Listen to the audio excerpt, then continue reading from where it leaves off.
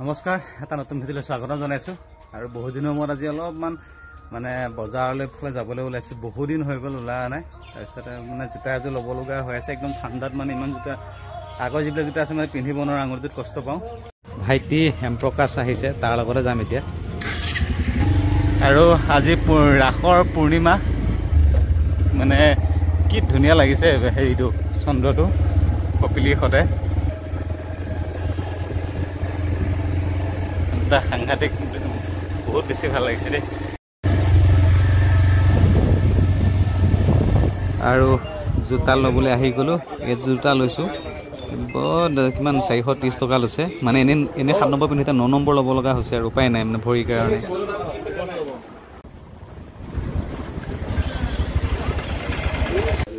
আৰু ঘৰ আহি পালোঁ, আহি পেলাই টিভিত লগাইছোঁ মই জয় হনুমান। একদম সৰুতে চাইছিলোঁ এইখিনি মানে মুহূৰ্ত, যেতিয়া ৰাম বনবাসলৈ আহে আৰু যেতিয়া ভৰতে মানে ৰামক উভতাই নিবলৈ আহে, সেইখিনি সময় ৰাস্তাত ভৰতে মানে কি কয় ৰামৰ খৰমযোৰ লৈ পেলাই গুচি যায়।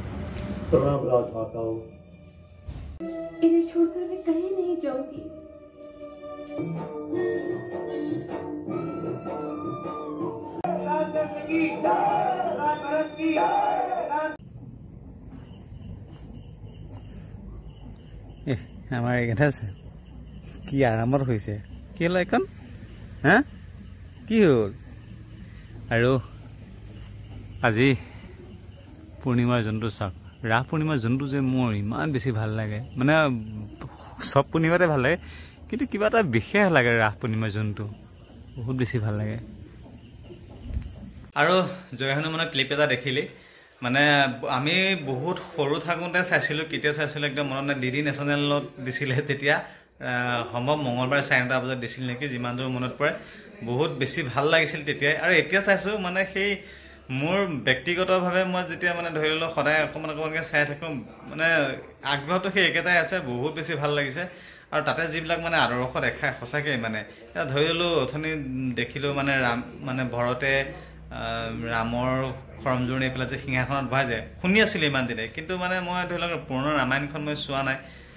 আৰু যেতিয়া মই এতিয়া মানে বস্তুটো যেতিয়া দেখিছোঁ, মানে সঁচাকৈ ভাল লাগি গৈছে যে সঁচাকৈ ইমান ধুনীয়া এটা মনৰ মানুহ আছিলে তেতিয়াৰ দিনত। আৰু এটা কথা দেই, ৰামৰ চৰিত্ৰটোৰ কথা কৈছোঁ।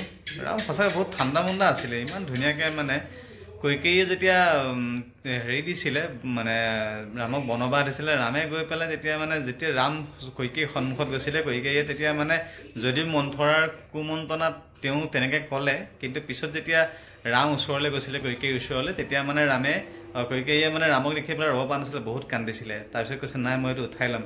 ৰামে কৈছিলে নাই, এইটো সত্য ৰক্ষাৰ কাৰণে আপুনি সেইটো মানে উঠাই নল'ব, আপুনি যিটো মানে বিচাৰিলে সেইটো হ'বলৈ দিয়ক। গতিকে মানে ৰাম বহুত ঠাণ্ডা মুণ্ডা আছিলে। গতিকে কেৱল মুখেৰে জয় শ্ৰীৰাম কৰিলে নহ'ব, ৰামৰ আদৰ্শ ল'ব লাগিব।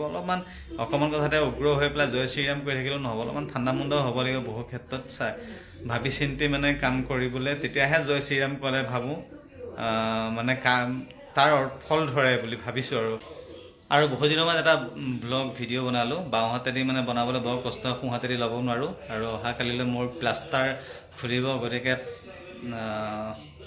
মানে সেইকাৰণে অকণমান মনটো ধৰি লওক অকণমান ভালো লাগি আছে, ভয়ো লাগি আছে যে প্লাষ্টাৰ খোলাৰ পিছত মই মানে চব পাৰিম নে নোৱাৰিম, সেইটো অকণমান ভয় লাগি আছে। বাৰু যি কি নহওক, ভিডিঅ'টো সামৰিব ওলালোঁ। কেনেকুৱা পালে ভিডিঅ'টো জনাব, আৰু কিবা ভুল থাকিলে দেখুৱাই দিব। আৰু ভিডিঅ'টো শেষলৈকে চাব বহুত বহুত ধন্যবাদ। লগ পাম এটা নতুন ভিডিঅ'ৰে, আশা কৰোঁ ভিডিঅ' চাই থাকিব। ধন্যবাদ।